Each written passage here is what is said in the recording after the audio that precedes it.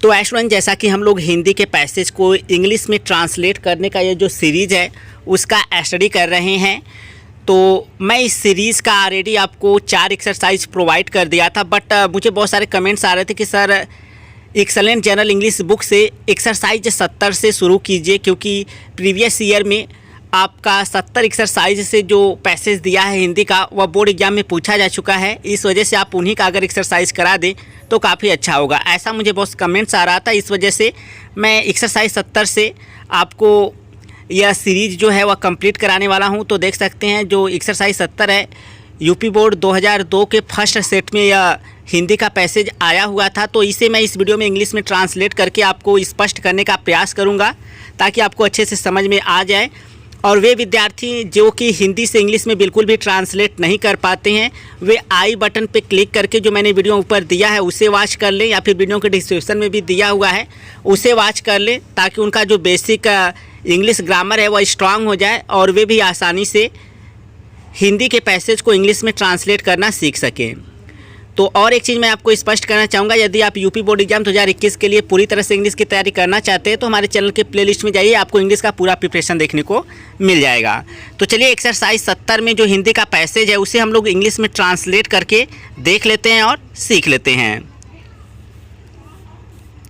तो देख सकते हैं यहाँ पर मैंने हिंदी का पैसेज जो है वह लिखा हुआ है, छोटा छोटा करके लिखा हुआ है क्योंकि स्पेस की प्रॉब्लम है। जैसा कि आप लोग को मैंने बताया था कि मेरे रूम में भी वर्क चल रहा है जहाँ पर मैं वीडियो बनाता था, इस वजह से थोड़ा सा आपको मैं वीडियो प्रोवाइड नहीं कर पा रहा हूँ बोर्ड पर। तो ऐसे ही आप मैनेज कीजिए क्योंकि आपका एग्ज़ाम आने वाला है तो एजुकेशन आपका जारी रहना चाहिए।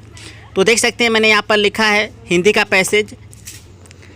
जब जॉर्ज वाशिंगटन छोटा लड़का था, when George Washington was a young boy, तो उसके पिता ने उसे खेलने के लिए कुल्हाड़ी दी। हिज फादर गेव हिम, उसके पिता उसे दिए एन एक्स, एक कुल्हाड़ी, टू प्ले मतलब खेलने के लिए। एक चीज़ याद रखिएगा, आपको तो के लिए कोई स्पेलिंग नहीं लिखना है बल्कि आपको कामे का सहारा लेना है। तो इस तरह से हमारा हो गया when George Washington was a young boy, जब जॉर्ज वाशिंगटन एक छोटा लड़का था।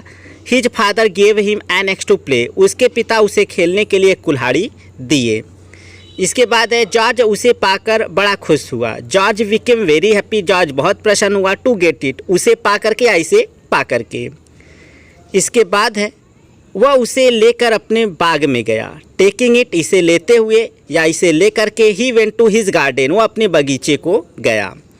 इसके बाद है वहाँ उसने कुल्हाड़ी से कई पौधों को काट डाला। ही कट मेनी प्लांट्स देयर, वहाँ उसने बहुत पौधों को काट डाला। विद द एक्स, उस कुल्हाड़ी से या कुल्हाड़ी से। इसके बाद हम लोग आगे बढ़ते हैं। इसके बाद है सायंकाल जब उसके पिता बाग में गए।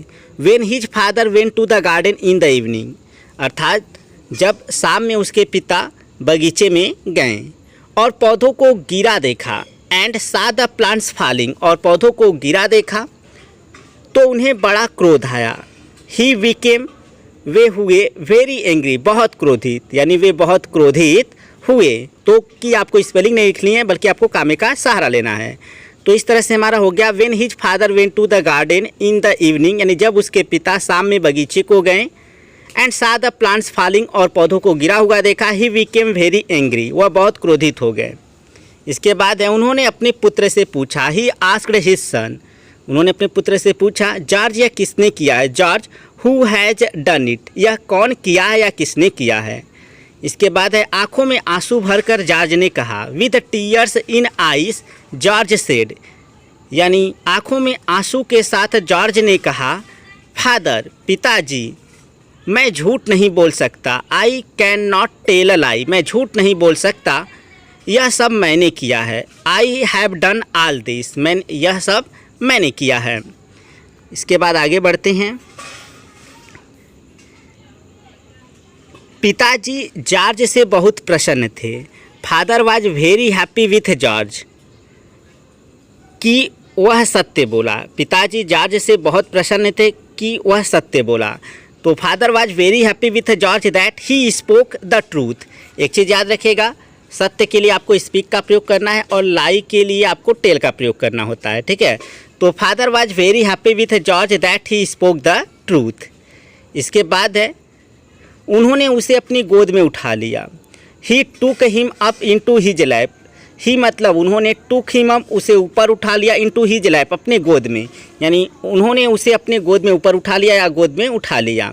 उसका चुंबन लिया, ही किस्ड हिम, और उसे तुरंत क्षमा कर दिया। And forgave him in no time, और उसे तुरंत, इन नो टाइम, तुरंत, फॉरगेव क्षमा कर दिए। आप चाहो तो इन नो टाइम की जगह इमीडिएटली भी लिख सकते हैं। तो स्टूडेंट्स, इस वीडियो में मैंने आपको एक्सेलेंट जनरल इंग्लिश बुक से जो एक्सरसाइज 70 था, जिसमें कि आपको हिंदी का एक पैसेज दिया गया था जो कि यूपी बोर्ड एग्जाम 2002 के सेट में सम्मिलित था, यह हिंदी का पैसेज, तो इसे मैंने आपको इंग्लिश में ट्रांसलेट करके काफ़ी हद तक अच्छे से स्पष्ट करने का प्रयास किया। आई होप आपको वीडियो पसंद आया होगा। अगर वीडियो पसंद आए तो प्लीज़ वीडियो को कीजिएगा लाइक और अपने उन फ्रेंड्स के साथ शेयर कीजिएगा जिनके लिए वीडियो यूजफुल हो सकता है। और पूरी तरह से बोर्ड एग्जाम के लिए इंग्लिश की तैयारी करना चाहते हैं तो हमारे चैनल के प्लेलिस्ट में जाइए, आपको इंग्लिश का पूरा प्रिपरेशन देखने को मिल जाएगा। और अगर आप इंग्लिश बुक की प्रिपरेशन करना चाहते हैं तो भी आप हमारे second channel knowledge beam plus को विजिट कर सकते हैं, वहाँ पर अच्छे से किताब को पढ़ सकते हैं। और हमारे मोबाइल एप्लीकेशन नॉलेज बीम को आप प्ले स्टोर से इंस्टॉल कर लीजिए, आप उसकी मदद से सॉल्विड एक्सरसाइज गेट कर सकते हैं और नोट्स भी तैयार कर सकते हैं। तो इस वीडियो में फिलहाल इतना ही, मिलते हैं नेक्स्ट वीडियो में, तब तक के लिए thank you so much for watching this video.